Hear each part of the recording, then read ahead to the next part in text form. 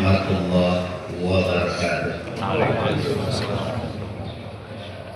Alhamdulillahi rabbil alamin alladzi ja'ala jannata hiya al-ma'wa li ibadihi al-mukhlasin wa ja'ala an-nara ma'aba li ibadihi al-kafirin. Asyhadu an la ilaha illallah wahdahu la syarika lah wa asyhadu anna Muhammadan abduhu wa rasuluh alladzi la nabiyya wa la rasula ba'dah. Allahu akbar kabira walhamdulillahi katsira. Subhanallahi bukratan wa asila. La ilaha illallah wahdah sadaqa wa'dah wa nasara 'abdah wa a'azza jundahu wa hazamal ahzaba wahdah. La ilaha illallah wallahu akbar. Allahu akbar. Allahu akbar walillahil hamd. Aidin aidat jemaah salat Idul Adha yang mudah-mudahan Allah Rabbul Ghafur wa Rabbus Syakur berkenan untuk memuliakan kita, berkenan untuk menyanjung kita, memuji kita, dan mudah-mudahan Allah pun berkenan untuk mengangkat dan meninggikan derajat kita semua. Amin ya Allah ya Rabbal alamin.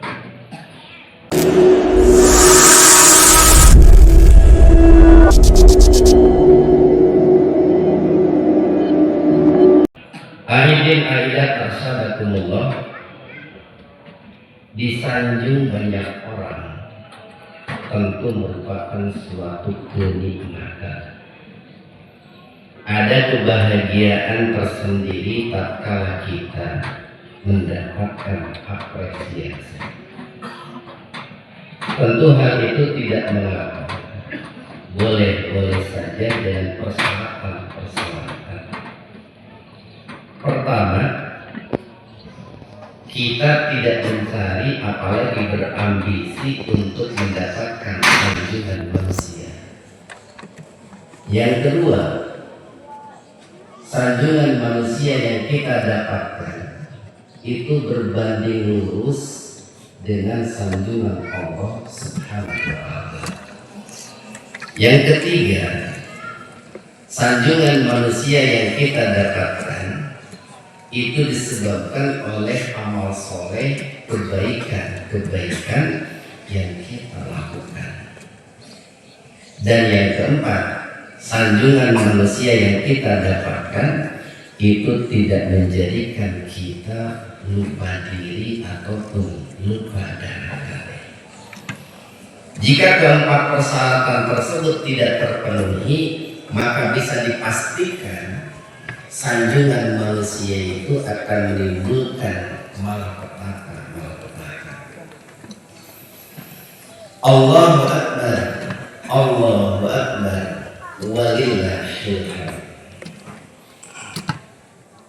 Seorang manusia yang normal tentu wajar ketika merasa bangga saat dipuji ataupun disanjung. Tapi sebagai seorang mukmin sejati, ketika dirinya disanjung manusia, maka dia akan segera introspeksi diri. Dia akan segera bertanya kepada dirinya, apakah sanjungan manusia itu berbanding lurus dengan sanjungan Allah atau tidak? Apakah sanjungan manusia itu disebabkan oleh amal soleh yang dia lakukan atau tidak? Dia baru akan merasa bangga dan bahagia manakala sanjungan manusia, pujian manusia itu berbanding lurus dengan sanjungan Allah Subhanahu wa ta'ala. Tapi sebaliknya dia akan merasa kecewa, bahkan merasa sedih ketika sanjungan manusia, pujian manusia itu malah menimbulkan Allah membencinya, Allah menghinakannya. Ini seperti yang disabdakan oleh Rasul kita Muhammad sallallahu alaihi wasallam. Manil kana saridallah bisakhatin nas radhiyallahu an wa arda anhun nas. Barang siapa yang mencari sanjungan Allah, pujian Allah, baik itu atas ucapan ataupun perbuatan yang dia lakukan, apa janji Allah? Allah akan memujinya, Allah akan menyanjungnya, yang pada akhirnya manusia pun akan ikut menyanjungnya. Wa man yatama saridan nas bi sakhatillah sakhatallahu alaihi wa askhata alaihi nas. Tapi sebaliknya, barang siapa yang mencari sanjungan manusia, pujian manusia, sementara Allah membencinya, ancaman Allah pasti akan membencinya, yang pada akhirnya manusia pun akan ikut membencinya. Rasul kita Muhammad sallallahu alaihi wasallam dahulu banyak dibenci oleh orang-orang musyrikin Quraisy, dibenci oleh orang-orang Yahudi Nasrani yang ada di Madinah. Tetapi karena Allah memujinya, Allah menyanjungnya, di berbagai dunia hari ini manusia memuji dan menyanjung Rasulullah sallallahu alaihi wasallam. Dahulu Fir'aun karena keberhasilannya membangun perekonomian yang ada di Mesir, banyak yang menyanjungnya, banyak yang memujinya, tapi Allah membencinya. Dikarenakan Allah membencinya, maka hari ini seluruh manusia, jangankan umat Islam, orang kafir pun tidak menyukai yang namanya Fir'aun. Maka oleh karena itu, bagi kita sebagai seorang mukmin sejati, berkenaan dengan sanjungan ini, yang harus diutamakan adalah sanjungan Allah, adalah pujian Allah. Kita baru bangga dan bahagia ketika disanjung manusia, kemudian pada saat yang sama Allah pun memujinya, Allah pun menyanjungnya. Kenapa? Karena bagi kita sebagai seorang mukmin, pujian Allah, sanjungan Allah itu di atas segala-galanya. Dan sanjungan Allah itulah yang akan menjadikan kita tetap kuat, tetap istiqomah di dalam beramal saleh. Karena sanjungan Allah itu kekal, sanjungan Allah itu sempurna. Berbeda dengan orang yang ketika berucap dan berbuat, motif dan orientasinya hanya ingin mendapatkan pujian manusia, sanjungan manusia. Siap-siaplah untuk sakit hati, siap-siaplah untuk kecewa, siap-siaplah untuk putus asa. Kenapa? Karena manusia itu adalah makhluk yang miskin, yang tidak memiliki sanjungan yang sempurna. Manusia itu makhluk yang seringkali memandang sebelah mata atas kehebatan-kehebatan orang lain. Manusia itu adalah makhluk yang sering menganggap remeh atas kebaikan-kebaikan orang lain. Makanya kita sering mendengar ada sebuah istilah, manusia itu seringkali ibarat bagaikan kaca, lupa sama kulitnya.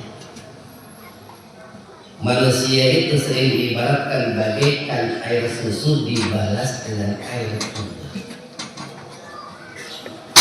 Aidin aidat arsadakumullah. Maka oleh karena itu, kita sebagai seorang mukmin sejati harus ingat bahwa dalam konsep hidup kita yang paling utama adalah bagaimana caranya Allah memuji kita, menyanjung kita, dan apresiasi terhadap amal soleh kebajikan yang kita lakukan. Biarlah nanti manusia yang Allah gerakan hatinya untuk sama-sama mencintai kita, menyanjung kita. Karena kita sadar bahwa setiap hati manusia itu berada dalam genggaman Allah. Allah lah yang membolak-balikan hati manusia. Kalau Allah menginginkan seluruh manusia di bumi mencintai kita, menyanjung kita, tidak ada yang bisa menghalangi. Tapi kalau Allah menghendaki seluruh manusia yang ada di GBI membenci kita, itu pun tidak ada yang bisa menghalangi. Maka carilah sanjungan Allah. Dengan sendirinya sanjungan manusia pun suatu saat akan kita dapatkan. Allahu Akbar, Allahu Akbar, walillahil hamd. Lalu muncul pertanyaan, kira-kira amalan apa yang bisa kita lakukan dalam rangka menghadirkan sanjungan Allah, menjadikan diri kita manusia-manusia yang dipuji Allah Subhanahu wa Ta'ala. Sebetulnya seluruh amal soleh yang Allah perintahkan dan Rasulullah contohkan, yang kita lakukan dengan niat yang ikhlas, dengan cara yang cerdas, dan dilakukan dengan kerja keras, itu semuanya akan mengundang hadirnya sanjungan Allah, pujian Allah. Tapi karena waktu kita terbatas, tapi batasi 2 poin saja. Di antara amalan-amalan soleh yang bisa menjadikan diri kita mendapatkan pujian Allah, sanjungan Allah Subhanahu wa Ta'ala. Pertama adalah tu'matul ji'an, memberikan makan kepada orang-orang yang lapar. Ini adalah akhlak mulia.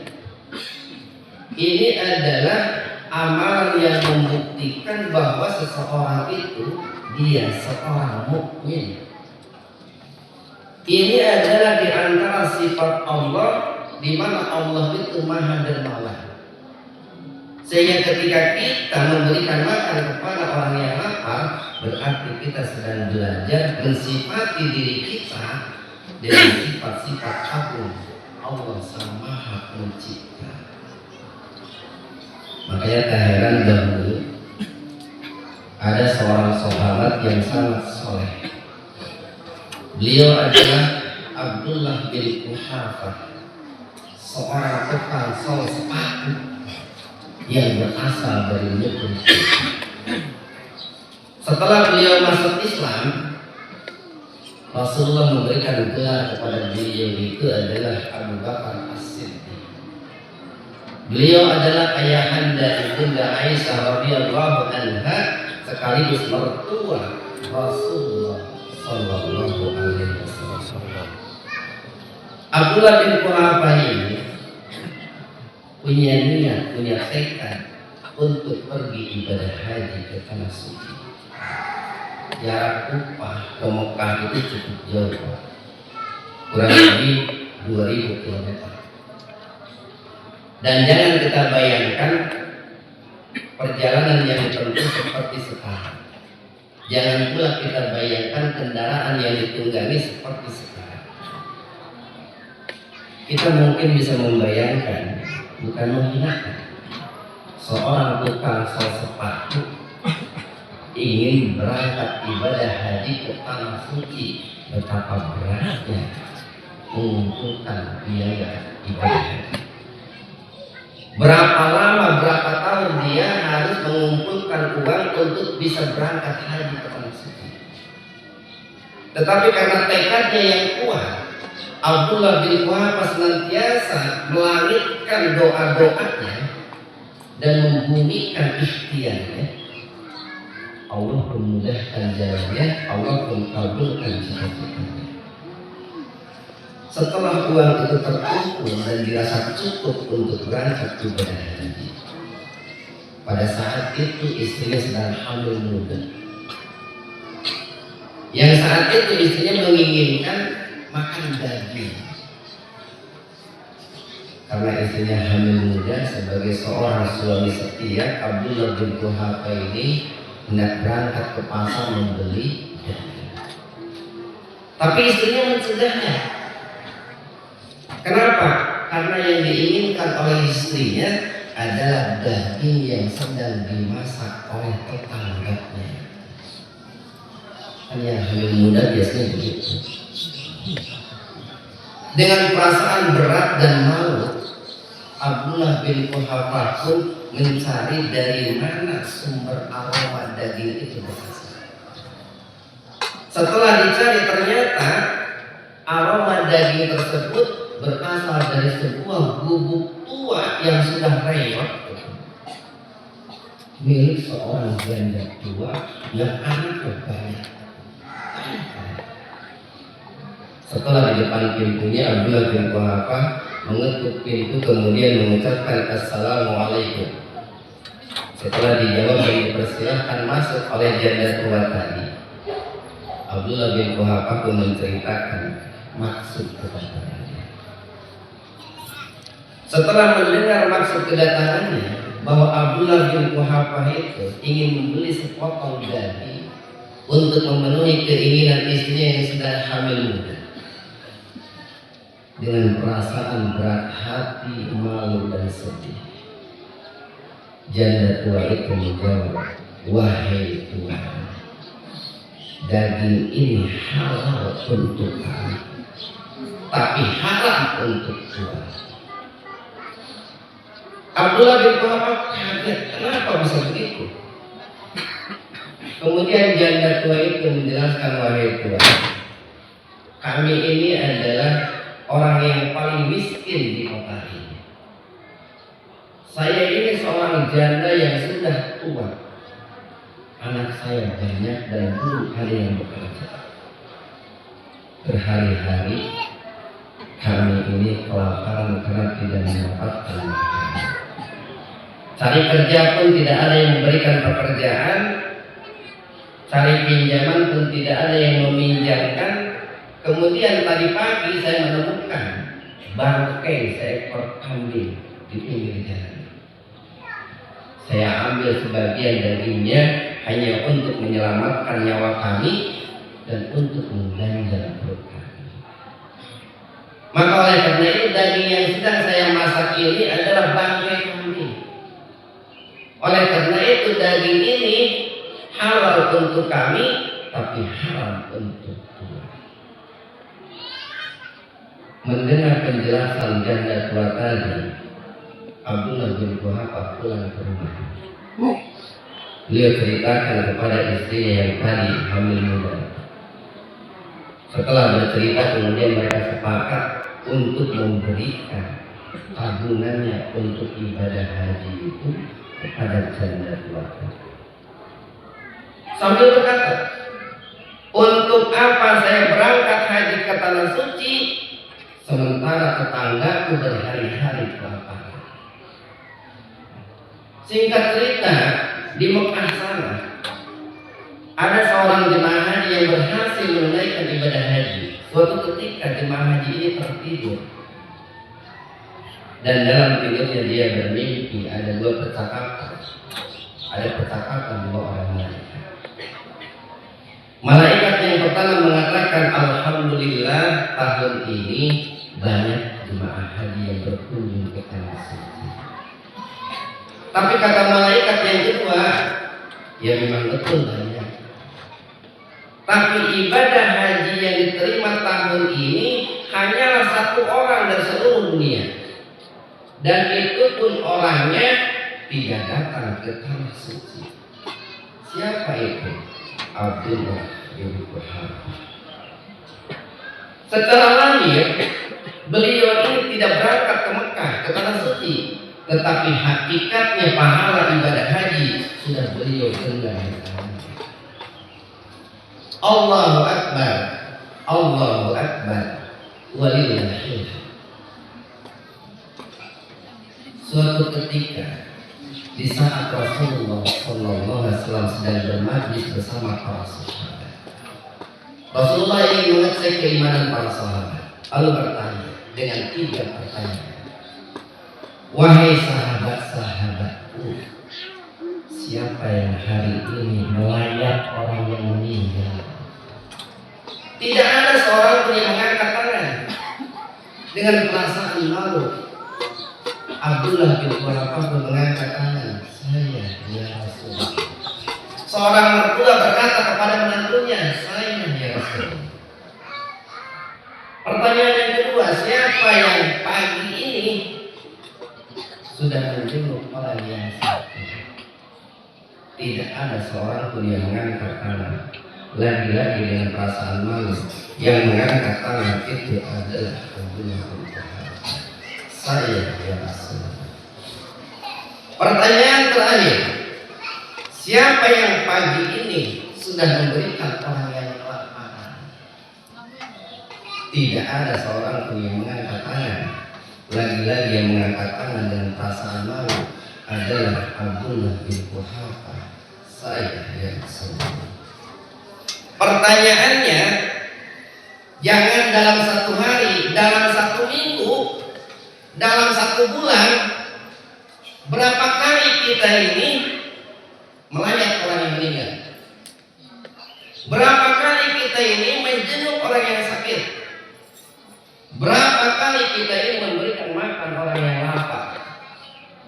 Jangan-jangan tetangga kita di GBI yang sudah bertahun-tahun sakit, berhari-hari kelaparan, padahal kita tahu baik itu melalui mulut ke mulut ataupun melalui WA group, tapi kita tidak pernah menjenguknya, kita pun tidak pernah memberikan makan kepadanya. Lantas pertanyaannya, di mana sebetulnya keimanan kita? Allahu Akbar, Allahu Akbar, walillahil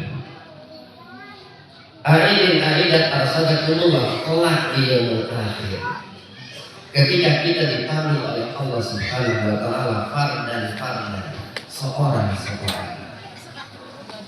Tidak bergumpulan, tidak berdiri, satu orang.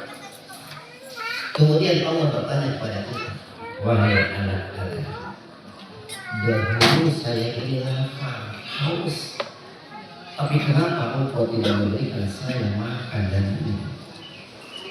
Saat itu kita menjawab, ya Allah, bagaimana kami memberikan makan dan minum kepada engkau, sementara engkau adalah Tuhan seluruh sekalian yang memberikan makan dan minum kepada saya.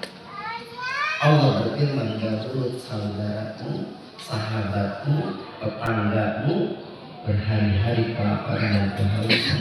Kamu pun tahu, tapi kamu membiarkannya, tidak memberikan makan dan minum. Padahal jika engkau memberikan makan dan minum, engkau akan dapati aku di sampingnya. Wahai anak Adam, dahulu aku sakit dulu. Tapi kenapa engkau tidak menjenguk saya? Kita pun menjawab, ya Allah, bagaimana kami menjenguk engkau, sementara engkau adalah Tuhan seluruh sekalian. Allah berfirman, dahulu sahabatmu, saudaramu, tetanggamu sakit, tapi engkau tidak pernah menjenguknya. Allahu Akbar, Allahu Akbar, walillahil hamd. Yang kedua terakhir, amalan yang bisa mengundang hadirnya sanjungan Allah Subhanahu wa taala adalah tilawatul Quran atau ta'allumul Quran, yaitu mempelajari Al-Quran sekaligus mengamalkannya. Dalam sebuah hadis Rasulullah SAW bersabda, Inna Allaha wa malaikatahu wa ahlas samawati wal ard hatta namlata fi hujriha wal hud la yusalluna ala muallimin nas al-khair. Sesungguhnya Allah Sang Maha Pencipta, Sang Maha Kuasa, dan seluruh para malaikat yang ada di langit. Rasul mengatakan, dalam satu hari saja malaikat yang masuk Baitul Ma'mur sujud dan tidak pernah keluar lagi tidak kurang dari 70.000. Boleh jadi jumlah para malaikat lebih banyak ketimbang kita manusia. Seluruh makhluk yang ada di langit, baik matahari, bulan, bintang, planet, tata surya dan lain sebagainya, dan seluruh makhluk yang ada di bumi, baik di daratan, di lautan, di lembah, di bukit, di gunung. Bahkan sampai sebangsa semut di dalam lubangnya dan seluruh ikan-ikan yang ada di lautan, mereka akan bersolawat. Bayangkan Allah bersolawat, bukan hanya menyanjung kita, tapi Allah yang maha suci rela bersolawat kepada siapa? Ala mu'allimin nasal khair, kepada orang-orang yang mengajarkan kebajikan, dan kebajikan tertinggi adalah mengajarkan Al-Quran. Allahu Akbar, Allahu Akbar walillahil. Tepat di belakang bapak dan ibu, di depan bapak dan ibu, alhamdulillah telah berdiri sebuah pesantren pena penerang Al-Quran Al-Muhajirin. Pena itu pendidikan anak, penerang itu pendidikan remaja sekarang. Ini milik kita, milik kita, dan untuk kita, dibangun atas doa-doa kita, perjuangan kita, pengorbanan kita yang hampir 2 tahun. Dengan izin Allah, kita yang tadinya tidak punya apa-apa, tidak sampai 2 tahun, Allah mewujudkan keinginan kita. Insya Allah tahun ini, Bismillah, la haula wa la quwata illa billah, kita buka pesantren ini. Bebas siapapun, mau orang GBI, mau orang luar GBI, kita terima untuk kita didik dengan ajaran-ajaran Al-Quran. Kita warnai minimal bumi GBI ini dengan warna-warna Al-Quran. Kita bentuk keluarga kita, generasi kita dengan generasi Quran, agar ke depan generasi kita memiliki kepribadian Quran. Dan kita jangan mau tinggal diam, jangan mau menjadi penonton, tapi jadilah kita ini pemain. Kalau Khatib mengutip pendapat perkataan Nabi Yakub alaihissalam, beliau mengatakan, "Udkhulu min abwabin mutafarriqah." Wahai anak-anakku, masuklah kalian dari arah pintu yang berbeda-beda. Kalau dikaitkan dengan konteks kita hari ini, kita berjuang, berkorban sesuai dengan kapasitas dan kemampuan kita masing-masing. Paling tidak yang hadir di sini ada 4 komponen manusia. 1, ada ilmuwannya, ada ulamanya. Majukanlah pesantren ini dengan ilmu yang kita miliki. Yang kedua, ada agnianya, ada orang kayanya. Sumbanglah pesantren ini dengan harta yang kita miliki. Yang ketiga, ada zu'amanya, ada penguasanya yang hadir di sini. Bantulah pesantren ini dengan kewenangan yang kita miliki. Dan yang keempat, ada du'afa, ada orang-orang yang fakir, ada orang-orang yang miskin. Bantulah pesantren ini dengan doa-doa kita. Apapun yang kita miliki, sumbangkanlah untuk pesantren ini demi kemajuan Islam dan umat Islam. Alhamdulillahirabbil alamin, hamdan syakirin, hamdan na'imin, hamdan yuwafi ni'amahu wa yukafi mazidah. Ya Rabbana lakal hamdu kama yanbaghi li jalali wajhikal karim wa 'azimis sultan. Allahumma inna nas'aluka salamatan fid din wa ziyadatan fil ilm wa barakatan fil rizq wa tawbatan qabla al-maut wa rahmatan inda al-maut wa maghfiratan ba'da al-maut. Allahumma hawil alaina fi sakaratil maut wa najatan minan nar wal aqwa inda hisab. Ya Allah, ya Rahman, ya Rahim, ya Sami, ya Basir, ya Alim, ya Basir, ya Fattah, ya Ali, ya Fattah, ya Ali. Ya Allah, ya Rahman, ya Rahim, jika di pagi hari ini ada saudara-saudara kami yang sedang sakit, ya Allah, tolong sehatkan dia, Kalau pada saat ini ada saudara-saudara kami yang tidak punya pekerjaan, tolong berikan dia pekerjaan.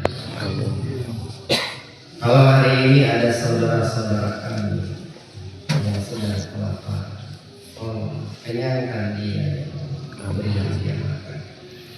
Kalau hari ini ada saudara-saudara kami yang sedang sedih, gembirakanlah dia. Kalau hari ini ada saudara-saudara kami ada yang sedang tersesat, berilah dia petunjukmu ya Allah.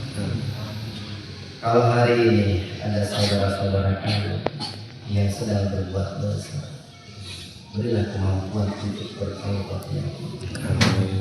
Ya Allah, ya Rahman, ya Rahim, ampunilah semua dosa kami, semua kesalahan kami. Ampuni semua dosa dan kesalahan pasangan hidup kami, putra putri kami, orang tua kami, mertua kami.